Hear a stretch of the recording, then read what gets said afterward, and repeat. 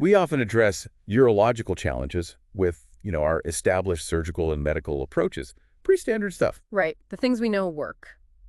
But what if we could tap into something really fundamental, like oxygen, to maybe help healing, fight infections, things like that, especially where conventional treatments sometimes, well, hit a wall? That's exactly the compelling question we're digging into today. We've gone through quite a bit of material looking at hyperbaric oxygen therapy, specifically in the context of urology. Hyperbaric oxygen.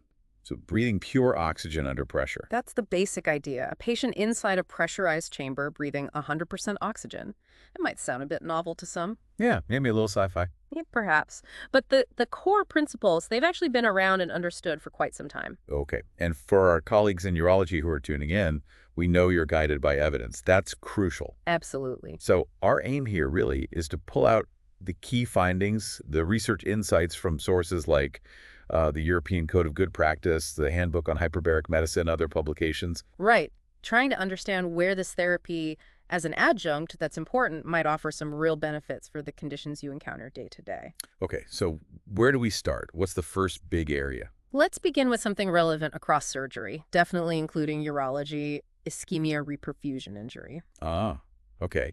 So when blood supply gets cut off and then comes back. Exactly. That interruption and then the return of oxygenated blood, counterintuitively, that return can sometimes cause, well, further damage, inflammation, free radicals, that sort of thing. Right. And in urology, we'd see this in testicular torsion, obviously. A classic example. Or maybe during certain kidney surgeries where you might clamp the vessels temporarily. Precisely those kinds of scenarios. And, some research mentioned in the handbooks using a rat model of testicular torsion, actually, it suggested that hyperbaric oxygen might potentially lessen that injury. How? What's the thinking there? Well, the idea is by significantly increasing the amount of oxygen that's just dissolved directly in the plasma, the liquid part of the blood, not just what's carried by red cells. Okay. You might be able to reduce some of those harmful effects when blood flow is restored to the oxygen-starved tissue. Interesting. So more dissolved oxygen helps buffer the shock of reperfusion. That seems to be the hypothesis. Now, these are animal studies, early signals, so the key insight here for you listening is that hyperbaric oxygen might offer something here, but we definitely need more solid human data to confirm it for your practice. Got it. Preliminary but promising. Yeah. And there were also some abstract findings mentioned, again in animal studies, looking at kidney function after blood flow interruption, both partial and complete, again suggesting a possible protective role. Okay. Plus, another study highlighted how hyperbaric oxygen seemed to inhibit the production of a specific inflammatory molecule, tumor necrosis factor alpha, during intestinal ischemia-reperfusion. And that could be relevant in urology too. Potentially, yes, wherever similar inflammatory pathways are kicked off by that ischemia-reperfusion process. Okay. So moving on from ischemia, another area where unfortunately urologists deal with complications is radiation tissue damage. Oh, definitely. Especially in the pelvic region after radiation therapy, affecting the bladder, the rectum. Right. So radiation cystitis, radiation proctitis, it can be really difficult to manage long term. It can. And this is actually one of the more established indications for hyperbaric oxygen. The handbooks discuss its use for this kind of inflammation caused by radiation. And the principle is similar. More oxygen helps healing. Essentially, yes. The thinking is that hyperbaric oxygen helps maintain better oxygen levels in those radiation-damaged tissues. Radiation can damage small blood vessels, leading to chronic hypoxia, poor healing. And the extra oxygen helps overcome that. That's the goal, potentially promoting healing, reducing those long-term complications, and it's not just theoretical. Right. I think I've seen it mentioned more often lately for these delayed radiation injuries. You have. Some sources point to its increasing use, particularly in the U.S., for exactly that delayed radiation damage, suggests a growing recognition of its potential value in these, often really challenging cases. Okay. Now, what about reconstructive urology? We use skin grafts, flaps. Sometimes they struggle. Yes, compromised grafts and flaps, and that's another area where hyperbaric oxygen comes into the picture. How does it help there? Is it just the oxygen again? It is, but the way it helps is quite interesting, especially how it gets around compromised blood flow, as one of the physiology articles points out. Yeah. When those tiny capillaries in the graft or flap are partially blocked, maybe due to swelling, free radical damage, low oxygen itself, the red blood cells, which carry most of the oxygen, have a hard time squeezing through. Okay, so the main delivery system is blocked. Right. But with hyperbaric oxygen, you dramatically increase the oxygen dissolved directly in the plasma, and that oxygen-rich plasma can still diffuse through, even past those partial blockages. Ah, like a bypass road for oxygen delivery? Exactly. It provides that crucial oxygen to the tissues that are struggling. Clever. And there's evidence for this. Yes, the handbooks cite animal studies showing improved survival of skin grafts and flaps subjected to ischemia when treated with hyperbaric oxygen. Specific studies in rats looked at skin flaps, musculocutaneous flaps, showing positive effects. Okay, that makes sense mechanistically. Let's shift gears to infections.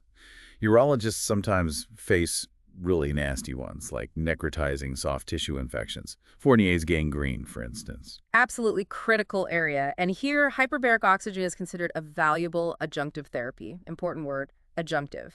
It doesn't replace surgery or antibiotics. But it helps them work better. Precisely. Yeah. Several sources emphasize this.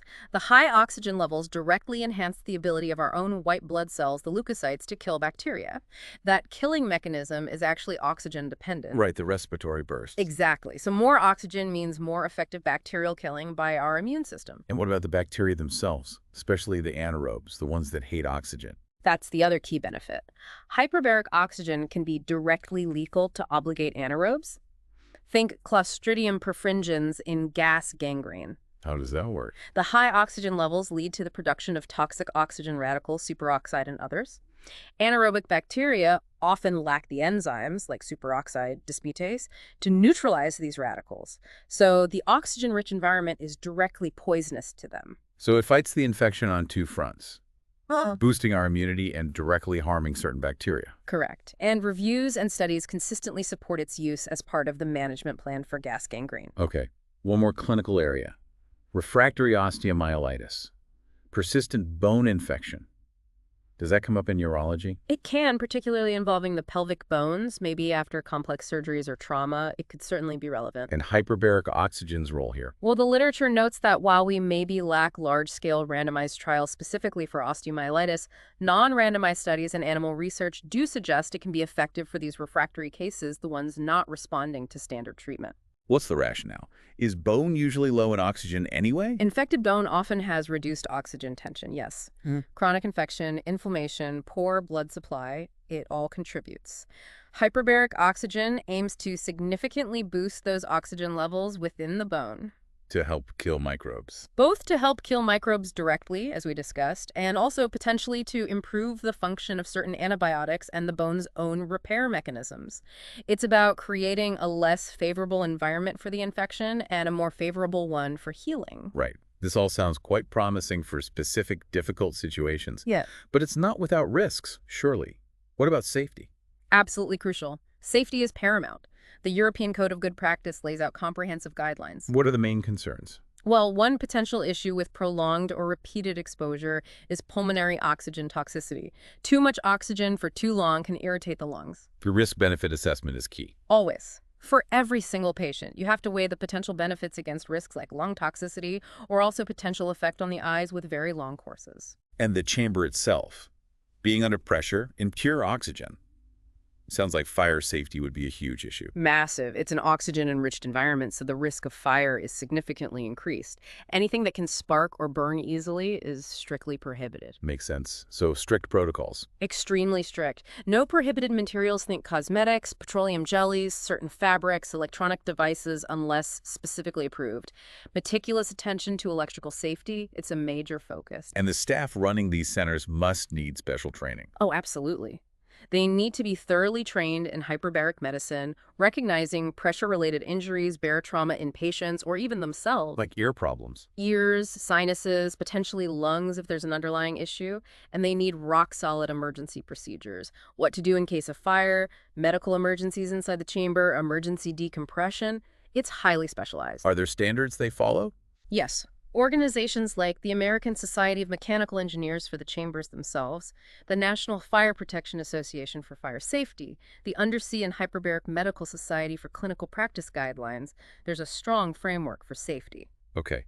And physiologically, does being under hyperbaric oxygen do anything else to the patient's body that, say, a urologist referring a patient should be aware of? There can be some hemodynamic changes. Some sources mention potential vasoconstriction, narrowing of blood vessels, and bradycardia, a slowing of the heart rate. Does that affect overall blood delivery? Interestingly, the cardiac index, how much blood the heart pumps relative to body size, often seems to remain pretty stable, so while there are changes, they are usually well tolerated. Are there patients who absolutely shouldn't have this therapy? Contraindications. Yes. The main absolute contraindication usually cited is an untreated pneumothorax, a collapsed lung. Putting someone with that under pressure is dangerous. Right, that makes sense. And relative contraindications might include things like severe uncontrolled asthma or bronchospasm, certain ear conditions, maybe some medications need review. It requires careful patient selection. Okay, so wrapping this up, we've covered quite a bit.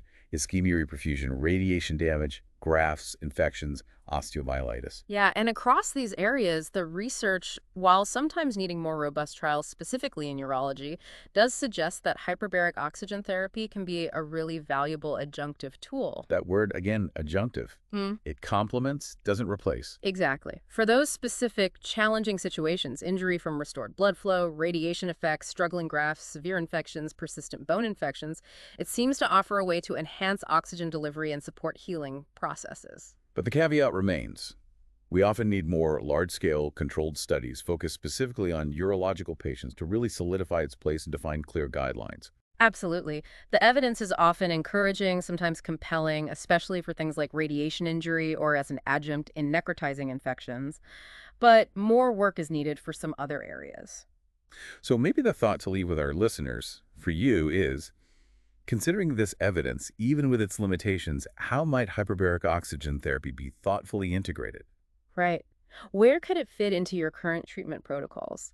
And maybe more importantly, which specific patient groups facing these really tough urological challenges might stand to benefit the most from adding this therapy to their care plan? It's definitely something to consider, to keep an eye on as the research evolves. We encourage you listening to, maybe look into some of the cited research or guidelines further if this applies to your practice. It's an evolving landscape, urology, and exploring these kinds of adjunctive therapies like hyperbaric oxygen really holds promise for improving outcomes, especially for patients facing the most complex situations. It's about having more tools in the toolbox.